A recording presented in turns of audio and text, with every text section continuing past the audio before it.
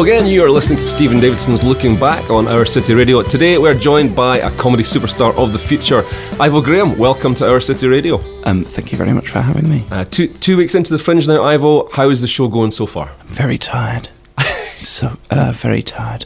The show is... I'm enjoying the show very much. I'm proud of it. What is it called and where is it on? Let's let people know straight away. Wow, plugging straight off the bat. Yep. Usually you have to earn it by being funny through the Let's internet. get it out of the way, Ivo. Yeah, listen to this and then switch off. My show is at 8:15 at the Pleasance That, which is one of those little porter cabins near the Port Pleasance courtyard, very dignified, and it's called Bow Ties and Johnnies, which is a funny title. And traditionally, Ivo, comedians always say they're getting good audiences. Are you going to carry that on and say that yours is doing really well, audience-wise? It's doing okay. It's never been empty. Right. Okay, that's positive. You did your first solo show last year, Ivo, which traditionally includes all the best material from starting stand-up up to that point. Was it tricky to leave the favourite gags behind, the golden bankers that you'd lived with for so long? No, because I resented most of them hugely. Right. I hated telling them as much as they hated being told by me. I think it was a very, very good creative exercise in just getting rid of it and writing a new one in a few months. I think that the danger is of having those bits which are knocked about for years and you don't deliver them with the same enthusiasm anymore. You're completely on autopilot. And also, they're often, not to be too sort of indulgent and pretentious about it, but I think they can refer back to a sort of person that particularly if you tell autobiographical stand-up, and I do, then your old bits refer back to a person you're sort of not necessarily you are anymore. So there's a slight sort of disconnect between old and new stuff. So I would say that this new show feels much more coherent because it was written in a very concentrated period of time about a much more concentrated subject. So it's fresher, and I'm more excited about doing it every day. And it's not to say that the golden oldies don't occasionally rear their very ugly heads at club sets around the land. But no, it was good to get rid of that hour. And is this now you on a never-ending loop of building up a fresh hour, doing Edinburgh every year? Do you think you'll become one of those comedians? I think it's a good exercise. I did think at about sort of April stage of this year when I had nothing about what on earth I was doing coming back, but then I realised how purposeless my, if not life, then certainly comedy life would feel without a show to work towards this year. I think it's I think it's a very, very good thing to keep yourself writing an hour a year. It's not at the end of the day the most overwhelmingly large amount. You can fill it up with any old flab, and I love doing a festival, so I hope I will come most years. And is it the theme? There's an awful lot of comedians have a theme. Is the theme crucial to a solo show these days? No, I think it can be slightly over. I think they can overplay that a bit. I think that the theme of my show is just to be funny, but it's not always gone that way. It must be said. So it's good to have something more pretentious to fall back on. Mine's definitely got a sort of fairly flimsy premise, which it sets out at the start and then sort of recaps on at the end.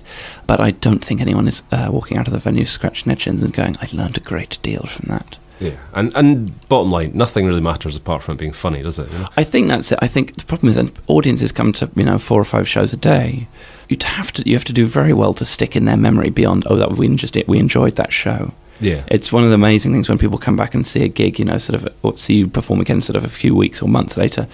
You can often get away with doing the same stuff again because the memory does just blur into one a bit. I don't mean that I'm constantly looking for excuses never to write jokes. I just more mean that actually you can think in your head that the message of your Edinburgh show is some brilliantly important moral, and actually it will be forgotten by people 5 minutes after they've had their first beer after the show. Yeah, so it's good not to get too invested in it. And if they are walking out of your show saying to each other, "What a remarkable theme that was," rather than "that was funny," it's a problem. Then it's probably, yes, exactly. They may have got the wrong thing from it. Although, God, I wish a couple of people would say that.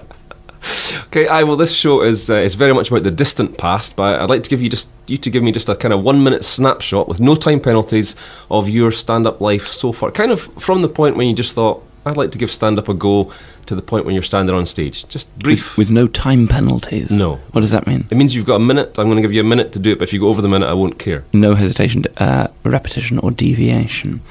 I started, it's not a very interesting story, starting stand-up. I tried it at university because at school there had been a little comedy society which I was very sort of keen to be a part of, but wasn't in with the right people. So I squirreled it away and arrived at university where I knew no one, and just did a 5-minute spot at a try stand-up comedy night, without having told anyone, on the premise, which seemed a very likely premise, that if it was a disaster, no one would know, and I'd be able to put that sort of fantasy to bed. Instead, as it turned out, it was actually quite mediocre. So its inherent non-disastrousness meant that you then wanted to go back and do it again and do it better. And I did manage to survive about 5 or 6 gigs on the uni circuit before having my first horrible death. And by then, it was too late. The flame was lit. So I just kept doing it all the way through my degree. My marks slipped, my comedy improved, and I've been doing it for 2 years, almost fully professionally since leaving university, which has been very exciting. Excellent. So that's very much the modern day Ivo Graham. We're gonna play a record now and then look into what my researchers have told me is both a murky and a shimmering past. Oh, it's so murky. This is Our City Radio. It's Shotgun Lover by the North.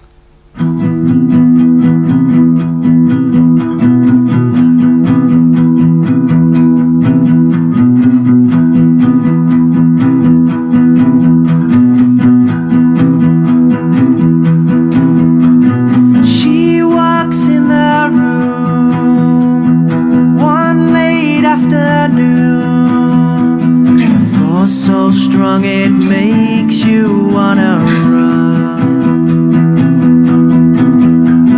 A tingle down my spine makes me cold inside. A shotgun lover's gonna take my life.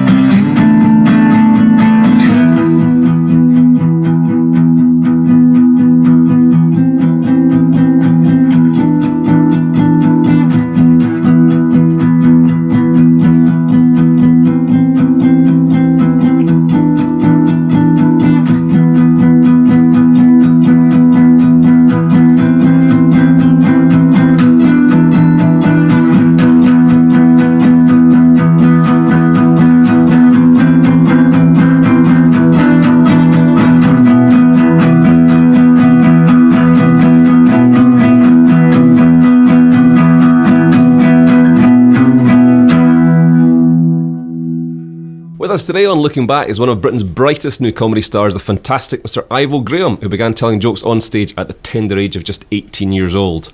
With your permission, Ivo, I would like to look into the distant past, way before you had any thoughts of a stand-up career. I'd like to arrange the corner bits, the middle bits, and the edgy bits of the jigsaw puzzle that came together to form a picture of stand-up comedian Ivo Graham. Ivo, are you willing to step into an elevator with me which will descend into your past? What an amazing cavalcade of mixed metaphors. I would love to do all of those things. Let's step into that elevator and make that jigsaw. I'd like to start way back before your life even begins. Your father, this has been documented in the press a lot, but your father is hip-hop legend Big Chip, Compton's most notorious gangster rapper, and your mother is Italian politician Gelato Graham. How on earth did they get together, Ivo? I suppose if there's one thing I didn't want to have to talk about today, it was my father's hip-hop career. But it's all anyone ever wants to talk about. Straight out of Compton, he was, I suppose his rhymes, the rhymes that he spat and continues to spit have been a great influence on my comedy.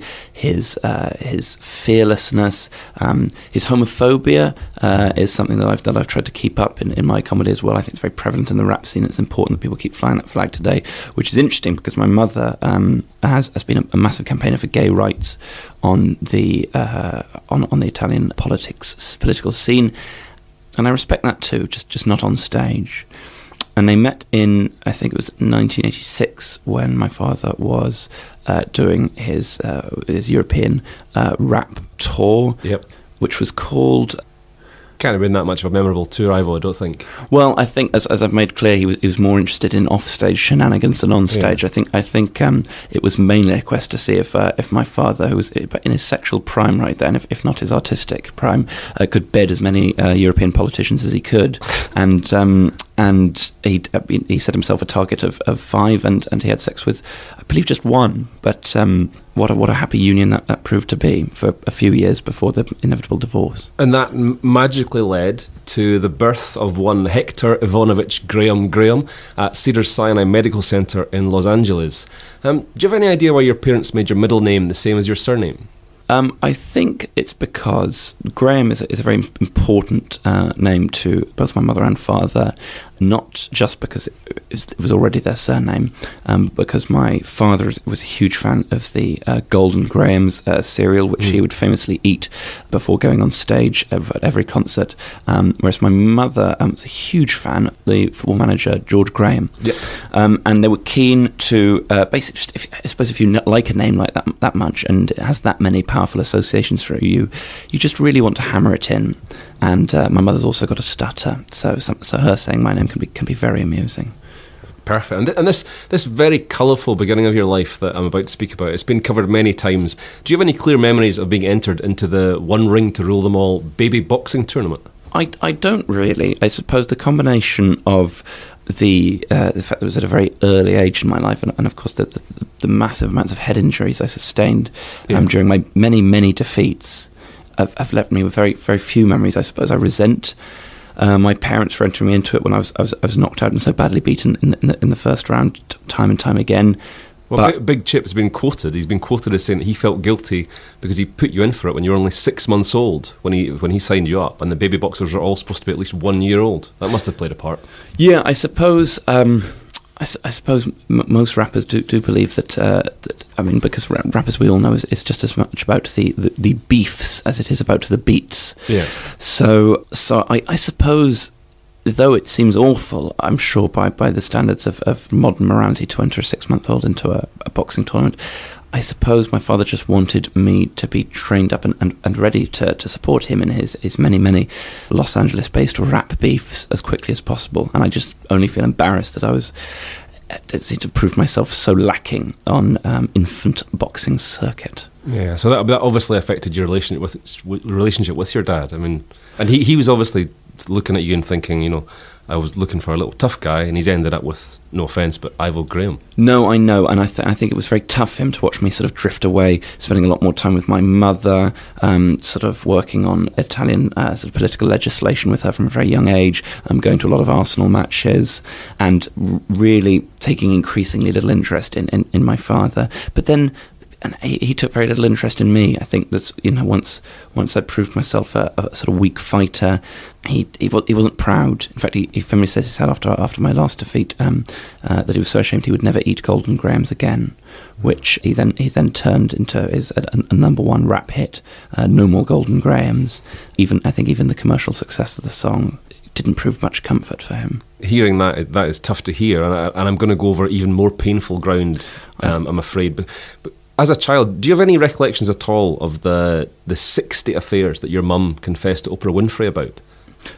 Did any of these men, did they try and be your friend? Were you aware of them? It's a cue, basically, isn't it? Yeah, and I insisted on vetting them all personally from a very young age. And actually, it may surprise you to hear this, but particularly after paternal disillusionment that I felt in the early 90s, after the fighting, the many serial-based rap hits, I was very keen to see my mother happy, and it was an absolute honour to watch some of the rising stars of Italian politics, media, and culture walk through the door of our Venetian villa, and then walked through the door into my mother's bedroom, whereupon I saw nothing more, because obviously a son's vetting can only go so far. But it was a treat. They were very good to me, and I've even after their relationships burnt out with my mother, it's still been an absolute joy to go back and holiday with so many of them over the last 20 years.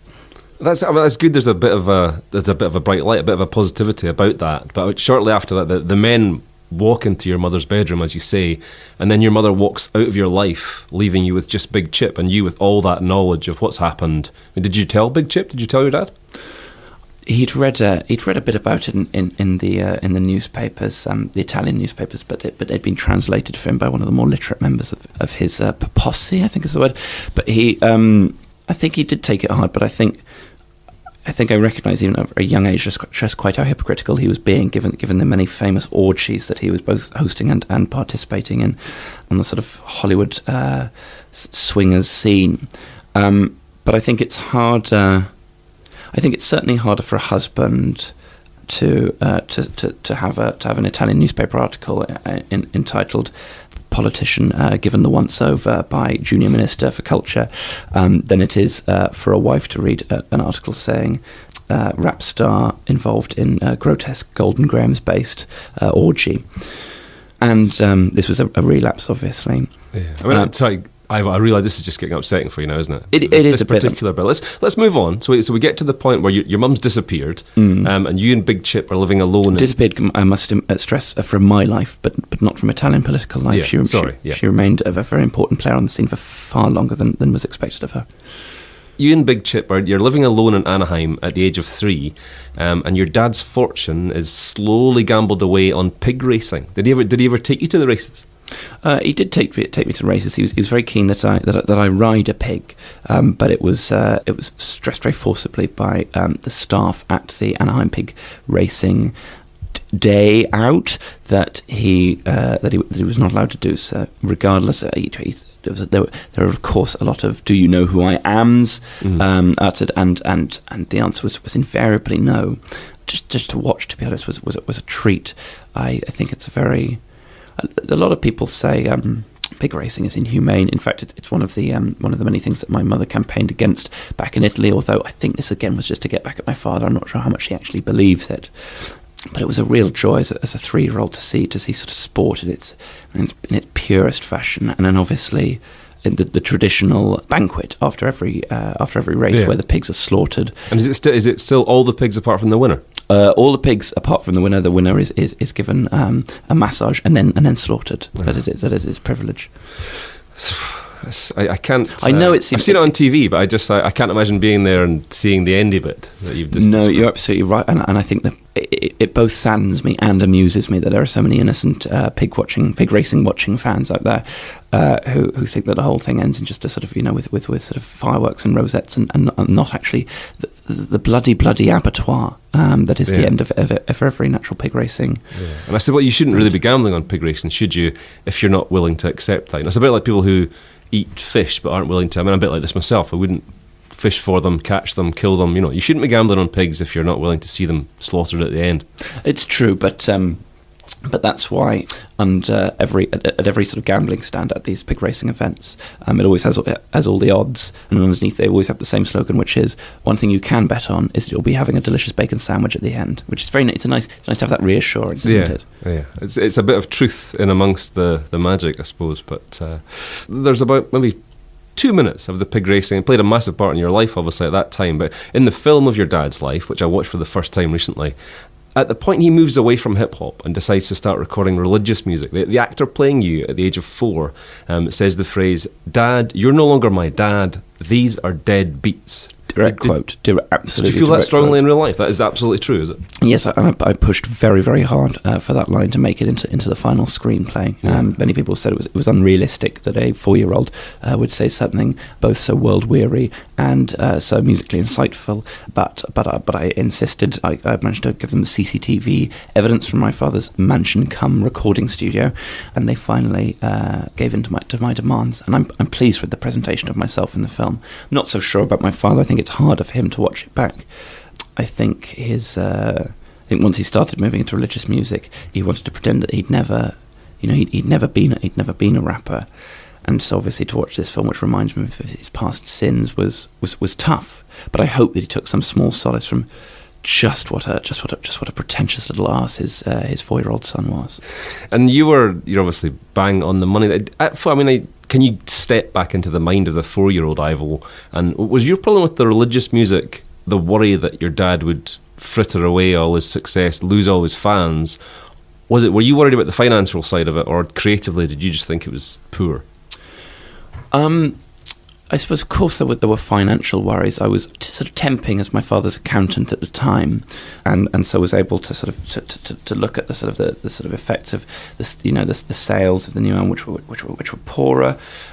But I didn't worry about how it would trickle down to me. For a start, I had faith that my father would be all right, still sitting on a very big money pile from the rap days, his pig racing winnings, Golden Grahams. The phone didn't stop ringing for them, saying just if you'll come back to us, there is so much lucrative sponsorship there for you. Yeah. So I thought he'd be all right, and more to the point, I would be more than happy to ditch my father and go away and live with the many Italian men that had offered themselves up to me as a potential stepfather. Yeah. So I knew that I was going to be okay, regardless of him.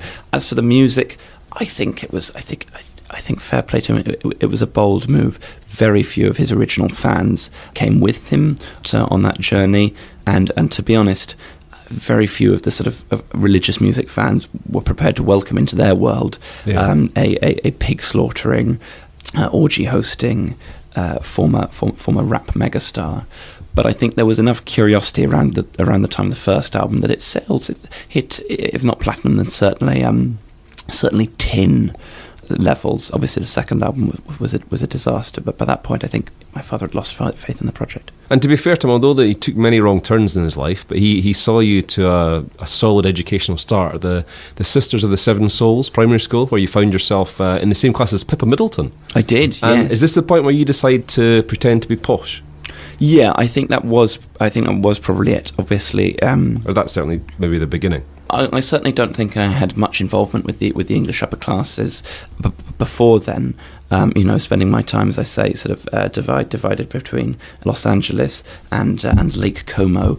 I don't think I'd ever even been to England, and I suppose that I found it exciting. I found Pippa a fascinating company. I don't wish to be crude, but even at that age, an absolutely terrific body and a voice, this plummy voice, which to me, as someone who's spoken this sort of awful sort of mixture of sort of Los Angeles drawl and sort of fruity Italian warble picked up from my parents, combined with an almost Tourette's-like sort of need to shout sort of pig racing chants at every opportunity. It was nice to be taught received pronunciation, and I think my meeting with her really set things off. And it's a double whammy, I suppose, as well, because Pippa Middleton comes into your life, and also at that point comes, and I'm going to see the smile beam across your face, I know, but the teacher, Mr. Chivonian. Yes. Known to you now as God rest his soul. Papa Chev. I mean, what are your first memories of Papa Chev? I suppose my first memory of Papa Chev was when, I think it was probably my first day at the school.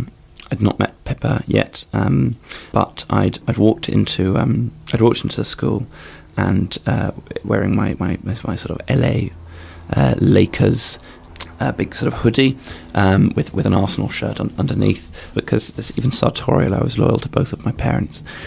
And he took me to one side and he said, after class, I'm sure you'll have noticed that Arsenal and the time difference works out that Arsenal and the Lakers are playing games at exactly the same time. And in my office, I've actually got a sort of split screen television where we can watch both those matches together. Now, obviously, in the current day, being invited back to watch multiple sports matches at once by an elderly teacher on one's first day at school would sound like the beginning to some sort of horrific story. But his intentions were purely sporting, and it became the first of many very happy afternoons with Mr. Chivonian, who loved sport and I think was rather fond of me. Yeah, and the song that we're going to play now, it's a song that you've described previously as the soundtrack to the 6th year of your life, and I think Papa Chev perhaps introduced this song to you. But can you tell us why "Don't Turn Your Back" by Day Old Hate is so important to you? I loved this song because its title of the song and of the band is it's so sort of potent and so relevant. It's fair and not overly self-involved to say that by the age of 6, I'd been through, more than most 6-year-olds, and had more than enough reason to sort of sever ties entirely with both of my parents, and probably in fact make a killing from the many secrets I could have spilled on both of their lives to the American and Italian press. But I'm glad, looking back now, that I didn't do that. That I kept faith in them both, and I realised that they were just both flawed humans who wanted, if not the best for me, then certainly me, to sort of just to be okay. And any hatred I did feel for them was, if you don't mind me saying, just never lasted any more than a day, or certainly not at least until the next misdemeanour or orgy. So it's those powers of forgiveness which I think the song really sort of emphasises, and which meant a lot to me at the time. And this is Day Old Hate on Our City Radio.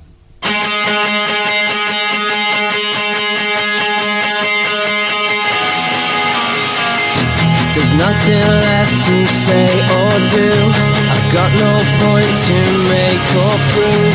This life has nothing left, I refuse to find a way out, I'll just lose. And now there's nothing left to say.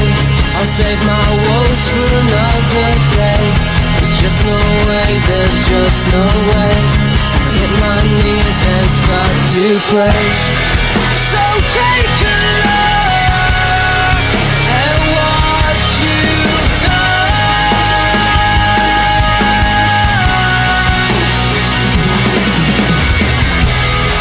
You got to fight for what you want.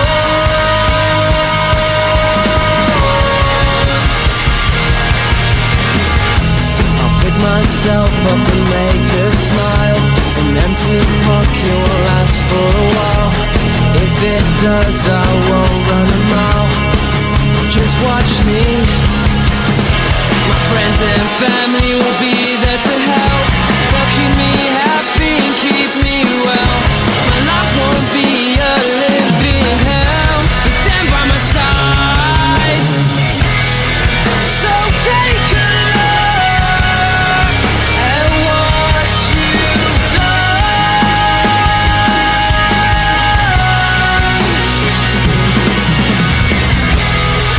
You got to fight for what you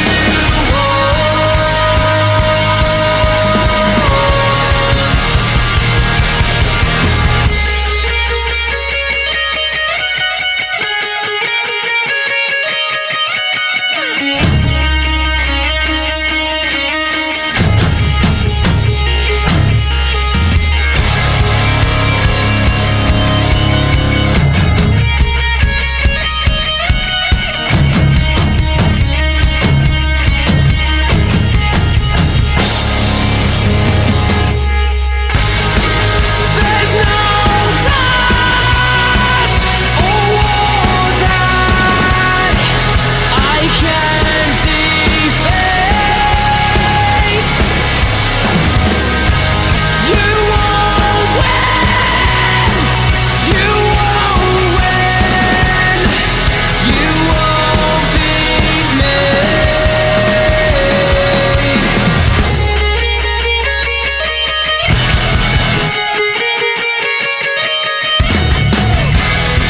So take a look at what you've done.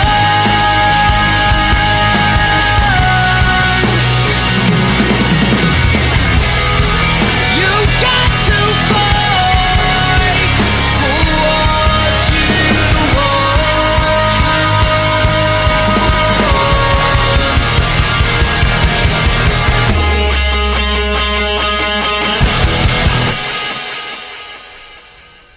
The wonderful Ivo Graham is here with us on Looking Back on Our City Radio.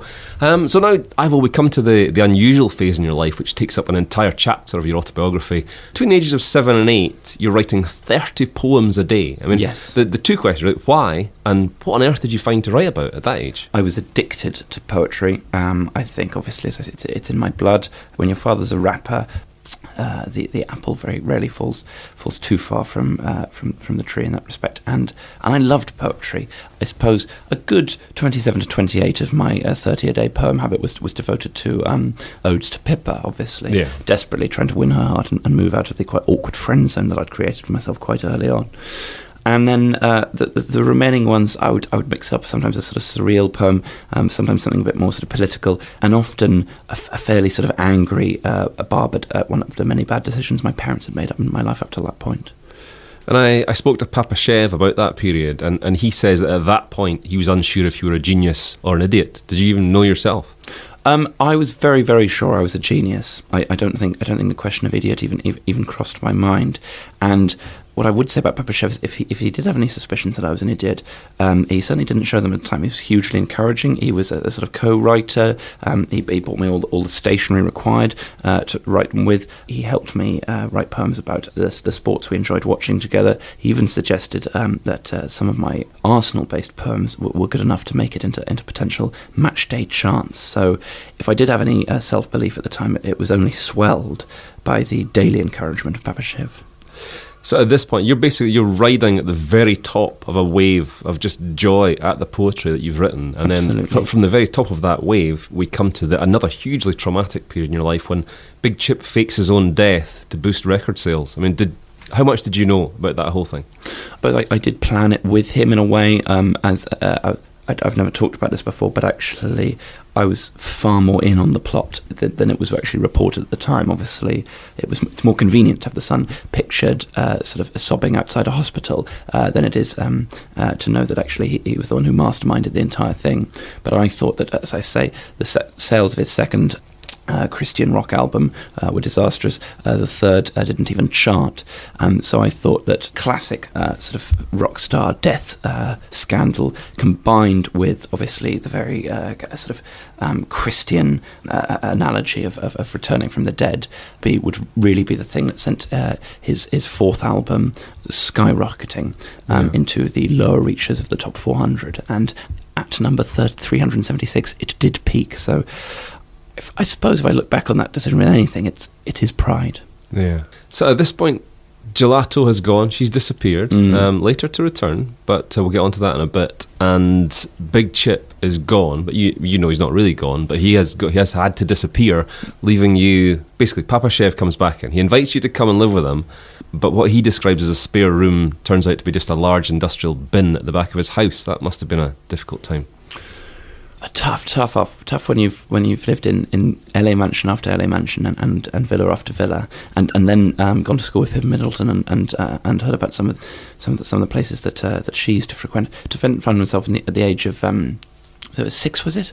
Yeah. In an industrial bin. It is a shame, but on the other hand, I knew it was important for my poetry. Yeah. I knew that I was starting to suspect that endless boasts about how great my life was and how great my football team was and how beautiful Pippa was meant nothing to the burgeoning fan base I was developing in the schoolyard. So actually a few tales of hardship, days in the bin, 1, 2 and 3, which was probably my best received poem, was exactly the sort of the creative challenge I needed.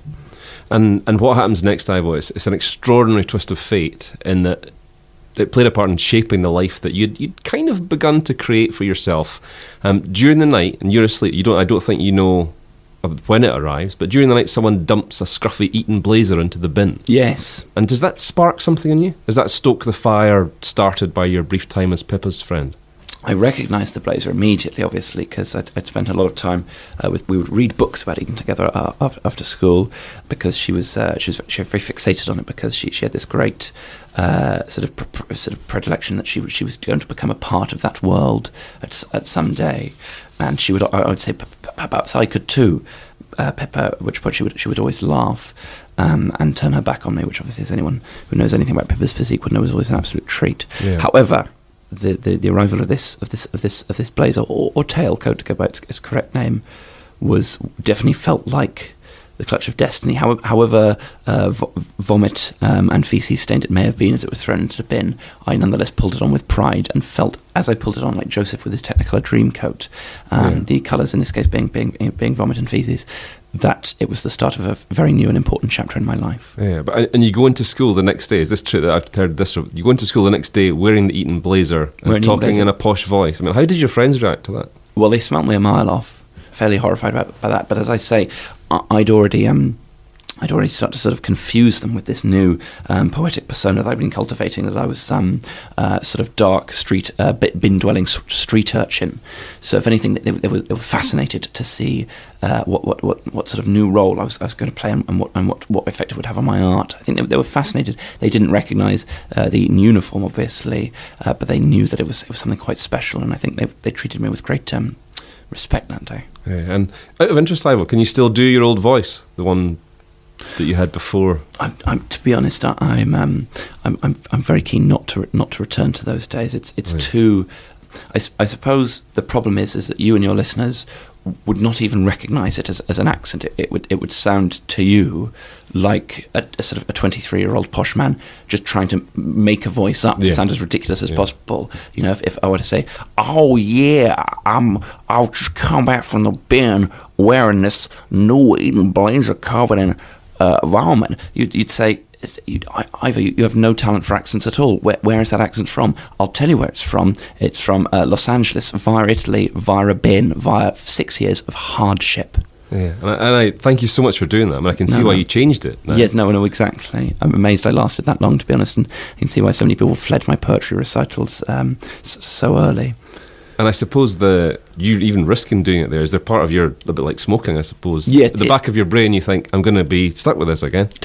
No, not that I'm stuck with it. I don't think I'll ever return to that voice again. And in fact, I think I'll make a point of asking my publicist to insist that no future interviewers ask me to do it. So you're very lucky in a way that that you sort of got me before that cut-off point. However, it is funny to talk like that and to be transported back to the old days. And I suppose if I do pass a bin on my way home today, I might just climb into it just for the nostalgic feel of the whole thing. Yeah, and I absolutely appreciate you opening yourself up. And if I was I wouldn't talk about it again or do the voice again. You're right. Let's get on to cheerier times, happier times. You steal your best friend's skateboard, and this is remarkable. Within 4 months, you are the skateboarding world champion. On the day you receive the cup, Big Chip comes back into your life. You're sweet to sound so sort of surprised by it, as if it was a happy coincidence, rather than Big Chip at this ailing stage in his musical career, just trying to attach himself to any sort of success whatsoever. It was amazing that the theft of a skateboard, which I maintain was entirely legitimate. I was trying to escape some bullies who were bullying me about my voice, and I'm sure your listeners will be able to appreciate why. And yes, in the process of one escape, I managed to pop so many wheelies and endos that I discovered a talent which would see me, as I say, sort of crowned a worldwide champion. World champion. Yeah, world champion, and see a success which I'd not known. In my sort of infant cage fighting days, nor in the pig racing field. However, I suppose when I stepped onto the ramp for the grand skateboarding final, sponsored by Tony Hawk, I did think to myself, I wonder if I win this, will I see a familiar paternal face emerging from the crowd, sort of shouting about an imminent new album release, and sure enough, there he was, my reincarnated father, and I'd mixed feelings that day, sort of love, sadness, quite a bad graze on my right knee, if you want to break an omelette, but I think love is the main one. And so your dad's back in your life, and your mum comes back as well, because you've got the skateboarding success. On the back of that, your dad's got a bit of money. You move back into a bigger house. Big Chip's there. Gelato's there with your dad again. And you decide to flee the USA and your family and come to Britain. I mean, why? Well, it seems mad now, doesn't it? To look back at that, and you'd think, God, it's all a 6-year-old would ever dream of, to win a skateboarding championship and reunite his parents with the money that he's won. And I was sort of proud that it had provided a sort of a very minimal boost to my father's musical career, and actually a quite massive PR boost for my mother's political career, because there were rumours in the Italian press that she didn't even approve of skateboarding as a young person's pursuit. So to have a child win a world tournament it was a great boon.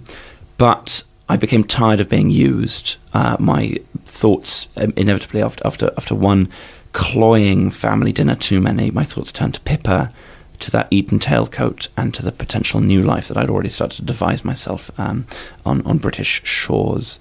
So I booked myself a flight first class and headed straight for the mean streets of Windsor and Eton.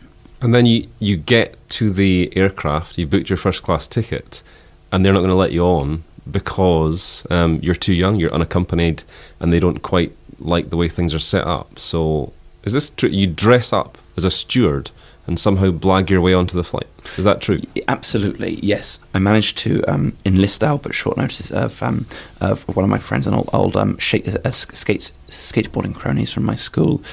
We did the old classic on each other's shoulders long coat trick, which I must stress is much harder to do on an aeroplane going through turbulence than it is to do on terra firma. But yes, it worked an absolute treat. It was a shame that to see him arrested at customs the other end because the customs had fallen apart. But as it's writ in British law that if one is discovered trying to enter the country with another person in a long coat, the person at the top will be granted access, whereas the person at the bottom will be imprisoned for 40 years. And it was a shame that he had lost, but that is just a twist of fate that I could not sympathise with. Collateral damage. Really. Collateral damage, exactly. Is it? This is maybe just a made-up story for the film as well. But is it true that you did the safety demonstration on the flight and said, if we get into any trouble, just try and get out the windows? Yes, I did say that. And I suppose I did see that safety demonstration as my first ever stand-up comedy performance in many ways. And that was, if anything, I'm annoyed that that's the quote that survived, because I said some far funnier... Yeah. I mean, my 5 minutes on the airline food now would seem very cliched, but at the time I think was really quite forward-thinking. And you arrive in the UK, I mean, it's your spiritual home, and you head for Nottingham, build a shack in the woods of Sherwood Forest. Yes. You enrol at Nottingham High School, and you proceed to play the part of your own dad at parents' nights. I mean, that must have been tricky to pull off. Did you use the same? Yeah, it was exactly the same trick again. I was able to get my friend granted day release for these sort of parents' days, so he could come up and play the bottom half again. Although I think for him it was very much sort of a horrible series of flashbacks, but for me it worked very well, and I enjoyed impersonating my father very much.